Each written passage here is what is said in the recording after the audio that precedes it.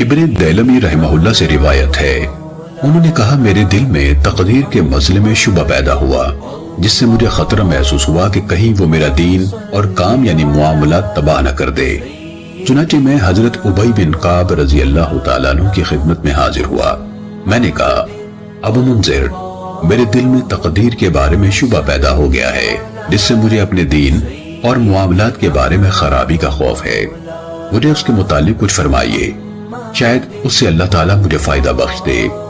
حضرت ابی رضی اللہ تعالیٰ عنہ نے فرمایا، اگر اللہ تعالیٰ تمام آسمانوں والوں اور تمام زمین والوں کو عذاب دینا چاہے تو دے سکتا ہے، یہ اس کا ان پر ظلم نہیں ہوگا، اور اگر ان پر رحمت کرے تو اس کی رحمت ان کے اعمال سے بہتر ہوگی۔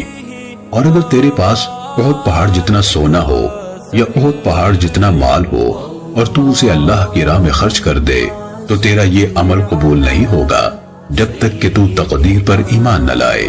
تجھے معلوم ہونا چاہیے جو مصیبت تجھے پہنچی ہے وہ تجھ سے ٹلنے والی نہ تھی، یعنی اسے بہرحال آنا ہی تھا، اور جو مصیبت تجھے نہیں پہنچی وہ تجھے پہنچنے والی نہ تھی۔ اور یہ جان لے کہ اگر تیری موت اس عقیدے کے سوا کسی اور عقیدے پر ہوئی تو تو جہنم میں داخل ہوگا۔ اور اگر تم میرے بھائی عبداللہ بن مسعود رضی اللہ تعالیٰ عنہ کے پاس جا کر یہ مسئلہ پوچھ لے تو کوئی حرج نہیں۔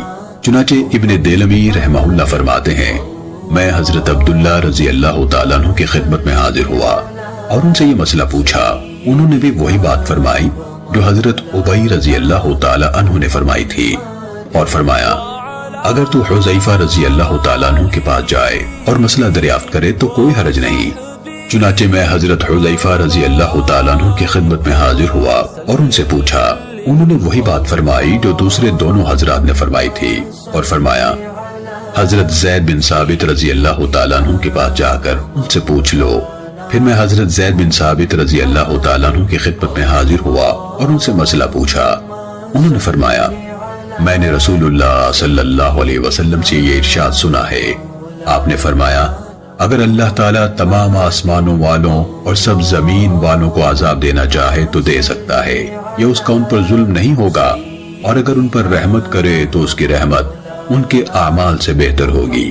اور اگر تیرے پاس احد جتنا سونا ہو یا احد پہاڑ جتنا سونا ہو اور تو اسے اللہ کی راہ میں خرچ کر دے تو وہ تیرا یہ عمل قبول نہیں کرے گا حتیٰ کہ تو ساری تقدیر پر ایمان لائے، اور یقین کے ساتھ جان لے کہ جو مصیبت تجھے پہنچی ہے وہ تجھ سے ٹلنے والی نہ تھی، اور جو مصیبت تجھے نہیں پہنچی وہ تجھے پہنچنے والی نہ تھی۔ اور جان لے کہ اگر تیری موت اس عقیدے کے سوا کسی اور عقیدے پر ہوئی تو تو جہنم میں داخل ہوگا۔ سننے ابن ماجہ حدیث نمبر 77۔